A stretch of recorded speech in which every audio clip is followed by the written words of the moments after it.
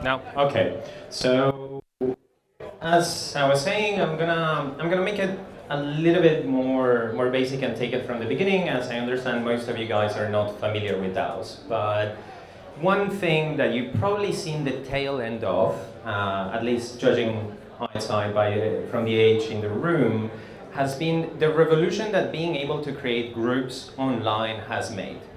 Before that, like really not that long ago, we could only chat one-on-one, call someone or so on, but to get a group of people online with very much no friction to just start having a conversation, there was really no functionality for it. Since we have had Facebook groups, WhatsApp, Telegram, explosion of applications that allows us to meet online.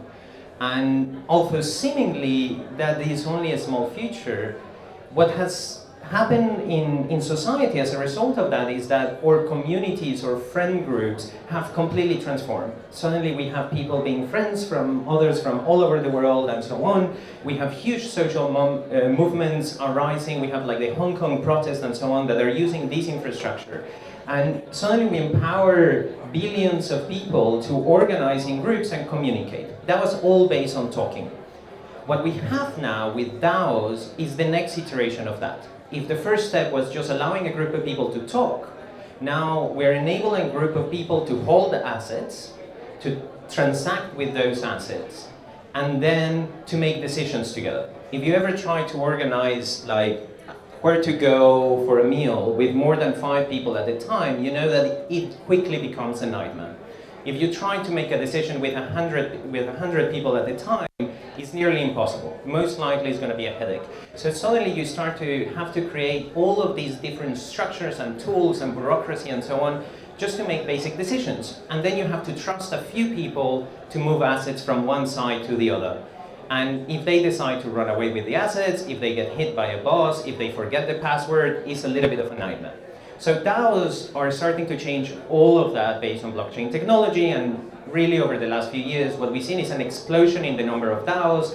Now there is over 70 billions of assets, probably a lot more depending on how you define it, even close to 2 trillions of assets being managed by DAOs. And so what we do at Aragon is we create infrastructure for people to create DAOs in a few clicks. We're moving in a no-code direction, so anyone in a few minutes with less than $1 can now create their own DAO, invite their friends, invite a group of people, organize, and it's kind of like a borderless company born really internationally from day one, where you can collaborate from anywhere in the world, pay them, receive payments, move money around, hold assets, make decisions together. So let's go to the next one. So imagine this sort of a scenario that is a borderless ecosystem of teams, where there is loads of different teams working on whatever they find the most interesting, whatever they're most passionate about. And people are incredibly happy to work here. So instead of having these sort of like old bureaucratic systems where the boss tells people what to do, where you're a cog in the machine, people are flourishing, they're loving what they're doing, they really feel that they're contributing ideas and that they're being appreciated.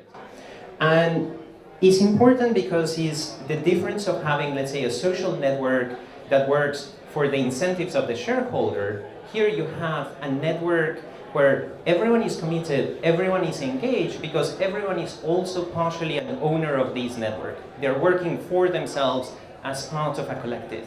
So they care and they participate and they engage exponentially more than with previous technologies or previous ways of organizing. Let's go, next one, please.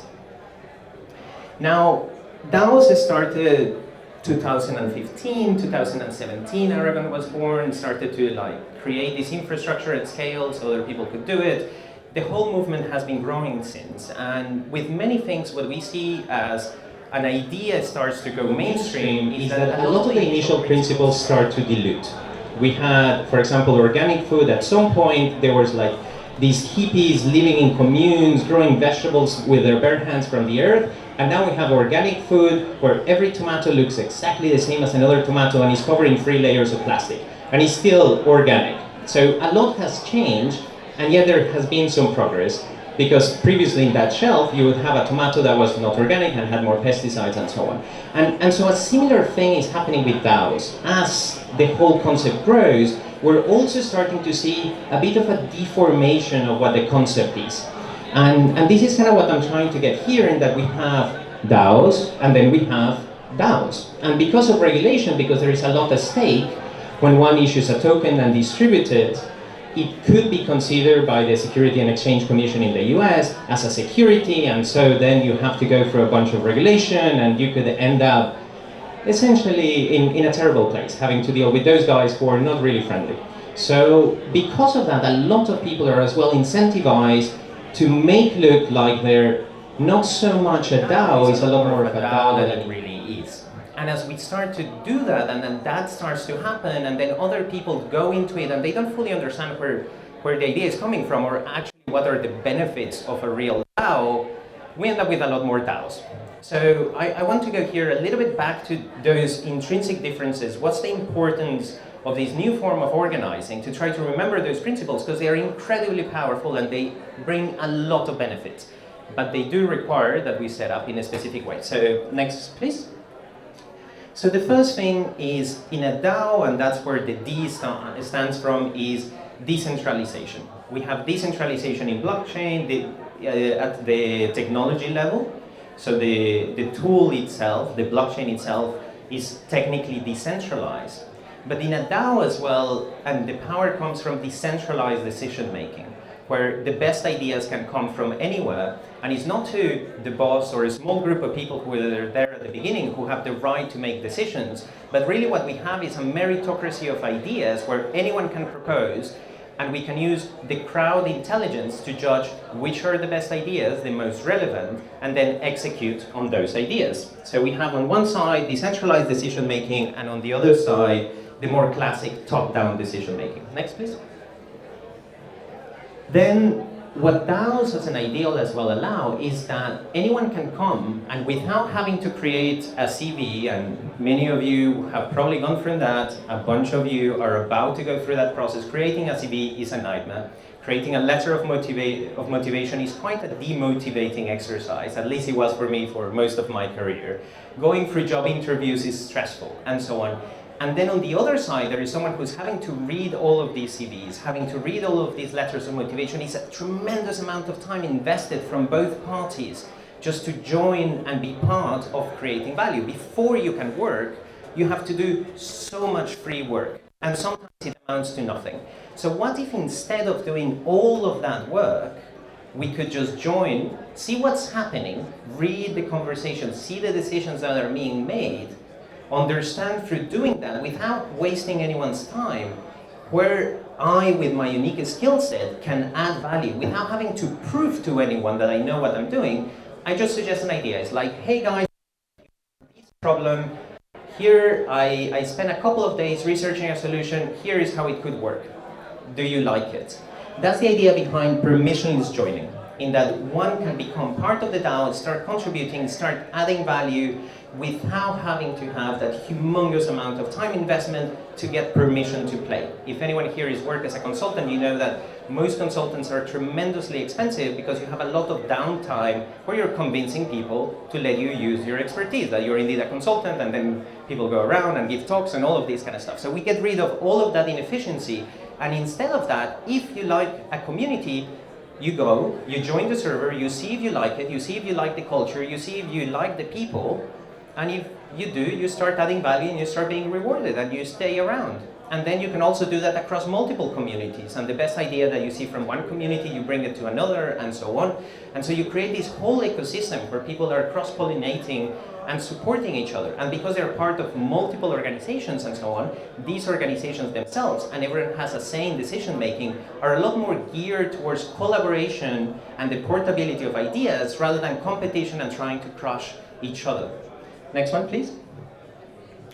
Then the other thing is, instead of having kind of like the hierarchy of teams, and this is already a progress from a classic hierarchy of just people, but right now what we have in most organizations is there is a leadership team that then delegates to some other teams, and those teams delegate to some other teams, and some other teams, and some other teams, and so on, until you end up mostly with you, who's there trying to figure out why is this thing terrible and everyone hates it, but everyone is very fragmented and so on. So instead of these, again, cascading pyramid of power, where the people at the top have tremendous authority, tremendous benefits, but are also really, really fucking stressed. because the weight of responsibility is humongous. Toll on you. You wake up the middle of the night thinking, is that the right path? And you don't really know. So instead of having that hierarchical structure that doesn't really serve the, what you can have is a little bit more of a network. And I'll go to show in a few more slides what that's starting to look. But we have some of the most innovative organizations, both in the Web3 space, but also more traditional organizations who are discovering that these network structures, when instead of having huge monolithic structures with hundreds or thousands of people in a business unit, you have small teams that own their own P&L, that own their own resources, that work like a micro startup. So suddenly you're a lot closer to power. You feel a lot more entrepreneurial. You feel a lot more that it matters to you, that it's your decisions, that your voice is important, and that you can affect the outcome of what's happened.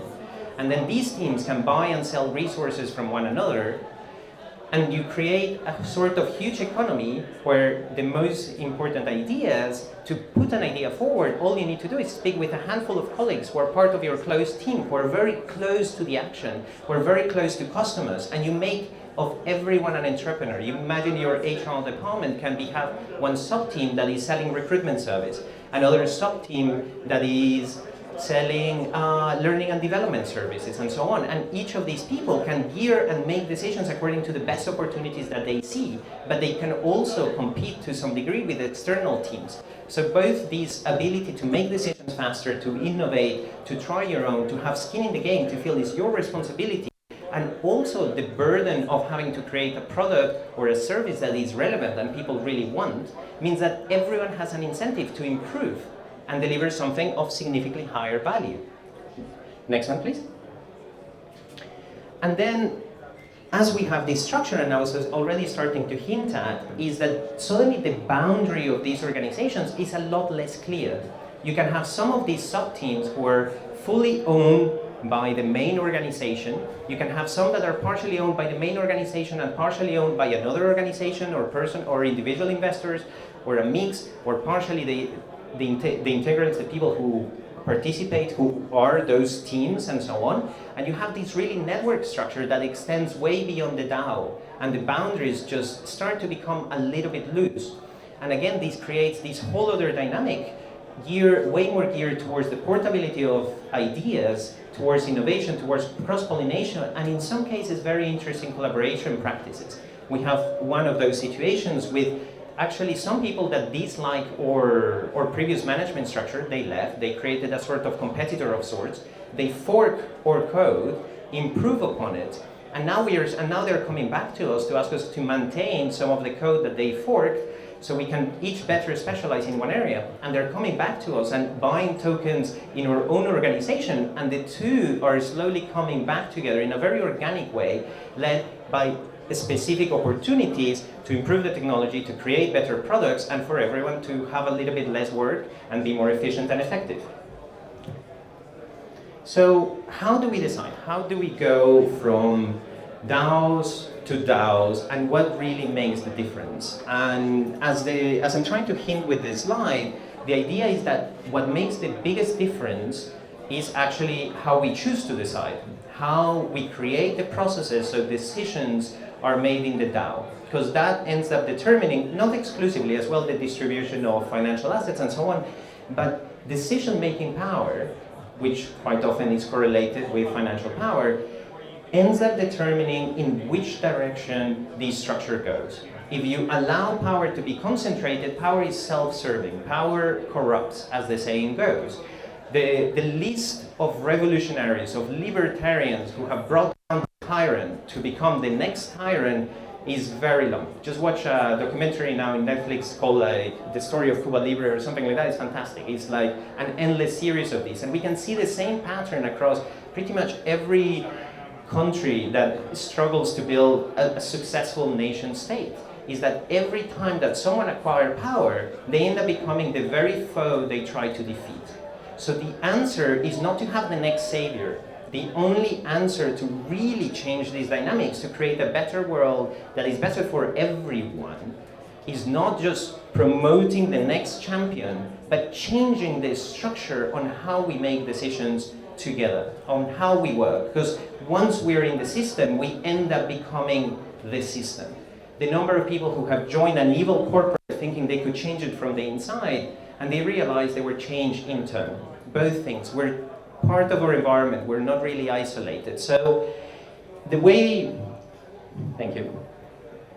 So what I'm going to say, and I'm going a little bit too long as I started very much from the beginning, but the important thing here is not to have a single way of making decisions, a single people that decide, but really a group of people who make decisions together. And we have a lot of precedents for this. In the Middle Ages, or even in tribes, we have a warrior chief and we have an elder. And we consult them for different reasons. One is more administrative, defending the tribe. The other one for moral issues, they carry the history.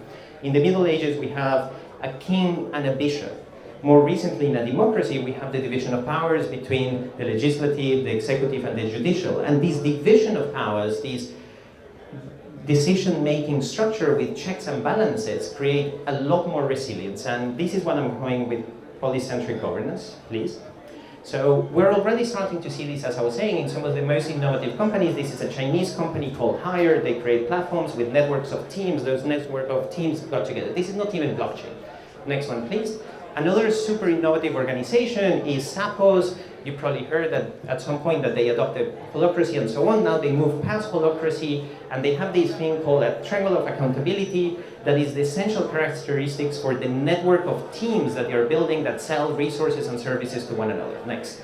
And we're now starting, as DAOs become more complex and more advanced, we start to see the same structure across DAOs. This is, for example, Yearn. They're quite a developed DAO, and they start to have this structure of different teams where each has different decision-making power, and together they become a lot more than the sum of the parts. Next. And of course, this is now the DAO that we're launching ourselves. I see Andrew smiling because I'm kind of promoting our own stuff here. But we have a main DAO where people can make proposals and vote on proposals, a bit like a direct democracy. But we also have a subcommittee of executives who are given some resources to make quick decisions at speed, while here, because you need to involve everyone, it's a little bit slower, but this gives a lot more empowerment.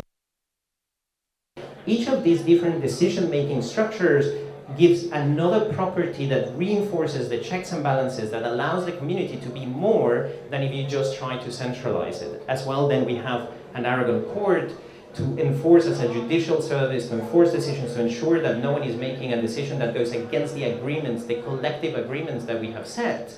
Then we have a compliance DAO as well that can look after ethics, sustainability, the evolution of our own agreements and facilitate that conversation, a tech committee to validate that proposals, that the code is not malicious and so on, so that they determine whether it needs to be audited or whether it can be implemented straight away in the case for quick fire improvements that just needs to happen. Thank you. And so if you want to join these very quickly, and not only yourselves, but there is really a lot of organizations, click please. First thing, learn to learn. So research, go out, figure out what's happening. If you don't know how to learn and how to discover information, you're going to really struggle in this space. So that's the first thing. Search, learn, heal and grow, work on yourself. Decentralized collaboration has a lot of ambiguity. It can look really, really chaotic. So you need to really start to become a lot more comfortable with your own ability to tolerate chaos, to tolerate ambiguity, to handle conflict productively, because there is going to be a lot of discussions. And if you cannot be authentic and honest, it's going to be very, very difficult. And third, collaborate. Join one of these things, start finding ways to add value, start finding ways to engage, and you'll be fine. Thank you very much.